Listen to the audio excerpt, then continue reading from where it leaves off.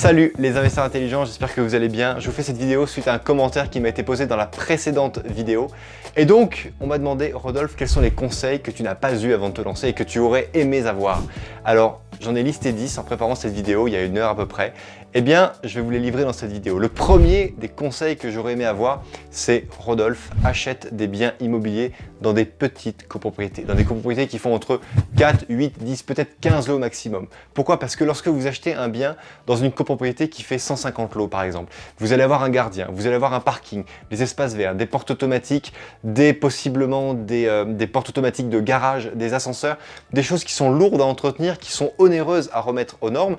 Et donc vous allez vous retrouver avec un appartement qui va peut-être vous générer 800 à 1000 euros de loyer mensuel, mais par-dessus lequel vous allez devoir rajouter 200 à 300 euros mensuellement de charges de copropriété. Alors que si vous achetez un petit appartement dans une petite copropriété, vous allez peut-être pouvoir le louer au même prix, mais vous allez avoir 30 à 50 euros de charges. Pourquoi? Parce que s'il n'y a que la lumière de la cage d'escalier et les frais d'entretien de la porte sécurisée et du digicode, ce sont vraiment des coûts qui sont mineurs. En plus de ça, souvent c'est l'un des propriétaires qui vit dans l'immeuble qui va gérer le syndic bénévole, qui va être président du syndic bénévole, et vous n'allez donc pas avoir de syndic privé qui sera onéreux et qui n'aura qu'une seule fonction, c'est de vous faire dépenser le maximum d'argent, puisque plus le syndic vous fait dépenser d'argent, plus elle gagne des commissions sur les devis et les dépenses qu'elle arrive à faire voter. Moi, ce que je vous recommande, c'est lorsque vous allez avoir un loyer de 500 euros, n'ayez pas plus de 10% brut du loyer qui va s'appliquer en charge. Donc si vous avez 500 euros hors charge,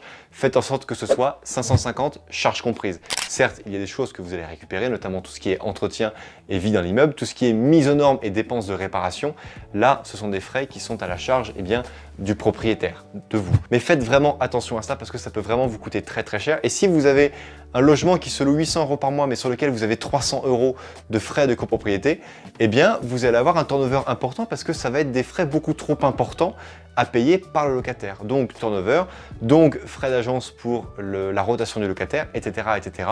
Et vous allez finalement y perdre. C'était mon premier conseil. Mon deuxième conseil, soyez réactif avec votre locataire. Si vous êtes un bon propriétaire, alors vous n'aurez que des bons locataires. Si votre locataire vous prévient qu'il y a un robinet qui fuit, qu'il y a une chasse d'eau qui fonctionne mal, qu'il y a une évacuation qui est peut-être bouchée, etc., etc., soyez réactif et surtout expliquez-lui où s'arrête la responsabilité du propriétaire et où commence la responsabilité du locataire. Il y a un document que je fais signer systématiquement avec les locataires lorsqu'ils prennent possession du logement.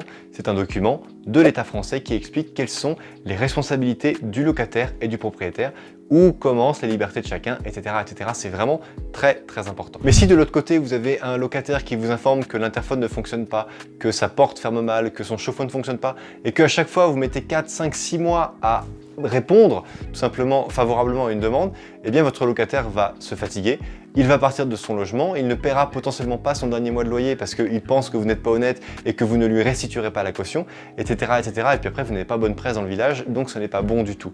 Vous devez être un bon propriétaire et vous aurez un bon locataire. C'est très important ce que je vous dis là. Si vous achetez un appartement qui est dans un immeuble, à partir du 4e étage, veillez à ce qu'il y ait un ascenseur. Si vous achetez au rez-de-chaussée, 1er, 2e, 3e, l'ascenseur n'est pas obligatoire. En revanche, si vous avez acheté un appartement qui est au 4e, 5e, voire 6e et qu'il n'y a pas d'ascenseur, alors vous allez vous priver de toutes les personnes qui ont plus de 50 ans. Je ne dis pas qu'on est vieux au-delà de 50 ans, mais quand on habite un logement après 50 ans, on n'a pas envie de se taper 6 étages à pied pour monter les packs d'eau, les packs de lait, etc., etc. Vous allez également vous priver de toutes les jeunes familles, car comme moi, avec 2 jeunes enfants, monter 6 étages à pied avec la poussette, les vélos, etc., c'est quand même pas forcément très facile. Et tous les immeubles n'ont pas de local au rez-de-chaussée ou dans le sous-sol pour stocker les matériels des différents occupants de l'immeuble. Donc c'est très important ce que je vous dis là. Si vous achetez un appartement 1er, 2e, 3e, c'est ok s'il n'y a pas d'ascenseur. Mais au-delà du 3e, donc à partir du 4e étage, veillez à ce qu'il y ait systématiquement un ascenseur. 4e conseil, faites un acte en main pour économiser de la trésorerie. Faites donc payer les frais de notaire par le vendeur. Ça veut dire que si vous avez négocié un bien à 200 000 euros, sur 200 000 euros, il y aura 16 000 euros de frais de notaire à payer. Dites au vendeur, écoutez, le jour de la vente, je vous donnerai 216 000 euros. On va donc faire une vente à 216 000 euros.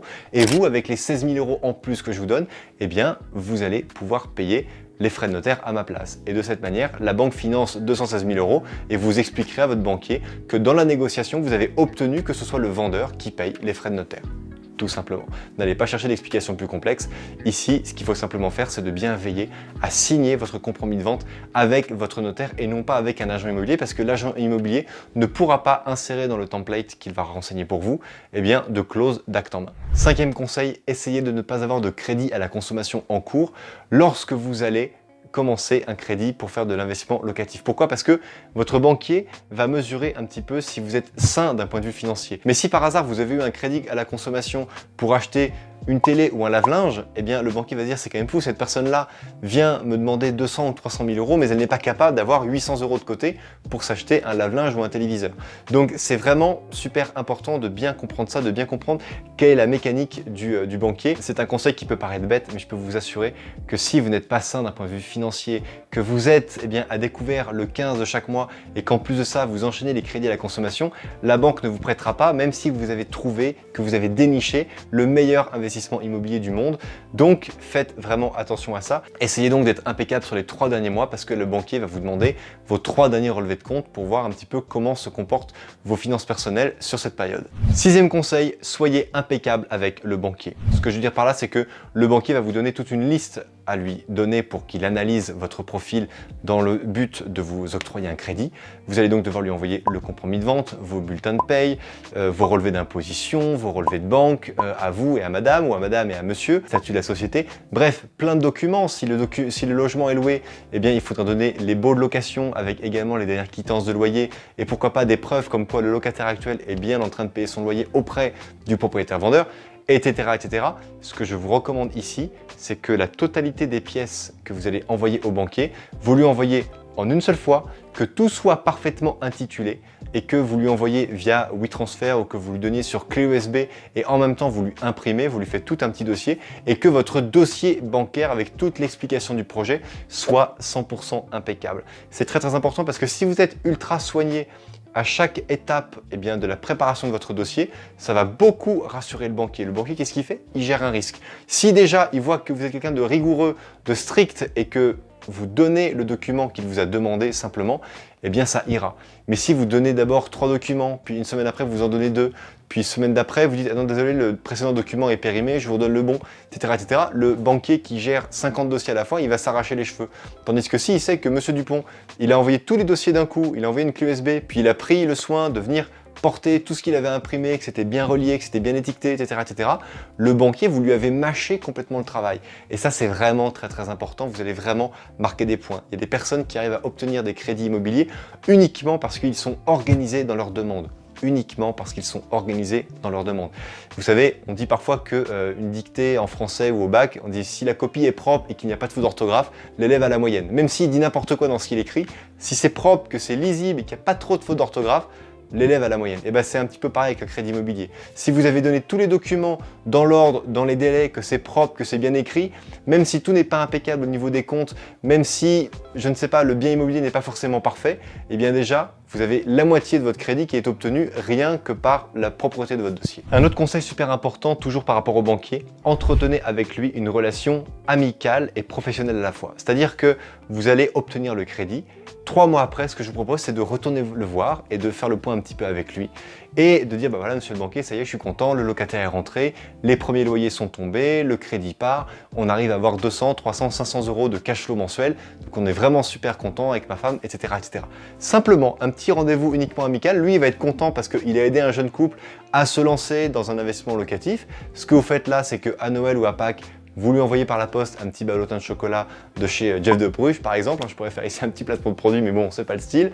Mais voilà, une petite attention, parce que si vous envoyez un ballotin de chocolat à votre banquier, vous serez le seul de ses clients à le faire. Et je peux vous dire que l'année d'après, lorsque vous allez retourner le voir pour justement solliciter un deuxième crédit immobilier, eh bien, vous aurez fait 80% du travail, il vous connaîtra déjà, il connaîtra le prénom de vos enfants, etc., etc. Et ça va grandement faciliter les choses. Au-delà d'avoir uniquement une relation professionnelle et financière avec votre banquier, essayez de vous en faire un ami, un allié qui va vraiment vous aider à devenir un véritable investisseur.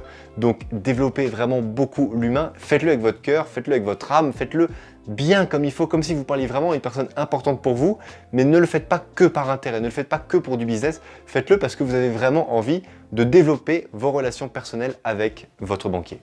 Un autre conseil super important, négocier les IRA à zéro. Les IRA, c'est quoi? Ce sont les indemnités de remboursement anticipé. Vous savez que si la banque vous prête 200 000 euros, eh bien, elle envisage de gagner 50 000 euros en plus. Donc, vous allez en tout rembourser 250 000 euros sur les 300 mois, sur les 25 ans, ou les 15 ou les 20, peu importe de la durée, mais vous allez rembourser plus que ce que vous avez emprunté, puisque vous allez rembourser en même temps des intérêts et vous allez payer de l'assurance appuyée sur ce capital. Et donc, ce qui est important ici de bien comprendre, c'est que si vous remboursez par anticipation votre crédit, bah, ça fait un manque à gagner pour la banque. Donc la banque peut appliquer une indemnité de remboursement anticipé. Ça, c'est très facile de les négocier à zéro au tout début du crédit. En revanche, si vous le faites en cours de crédit, la banque va dire bah, écoutez, pourquoi est-ce que je ne ferai pas payer d'IRA à cette personne puisqu'elle a toujours bien remboursé son crédit. Et là, elle a 100 000 euros qui tombent d'un coup pour justement rembourser par anticipation. Bah, si elle a 100 000, il y a peut-être 110 000, donc on va peut-être négocier un petit peu plus pour faire rentrer plus de sous à la banque. Donc c'est beaucoup plus compliqué de le négocier après que de le négocier avant. Mais c'est vraiment très important parce que si un jour vous avez acheté plusieurs biens immobiliers et que vous en revendez un, eh bien vous allez avoir une grosse rentrée d'argent qui va rentrer, qui va vous permettre peut-être de rembourser par anticipation tout ou partie d'un autre crédit. Également, si la banque vous demande de mettre un apport ou que vous voulez mettre un apport pour baisser les mensualités, essayez de ne pas injecter sèchement l'argent dans votre projet, nantissez-le.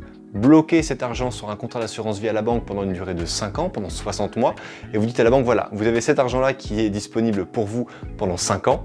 Au bout de 5 ans, on fait une main levée automatique, mais au moins, de cette manière, vous me prêtez 100% au lieu des 80% qui étaient prévus au début.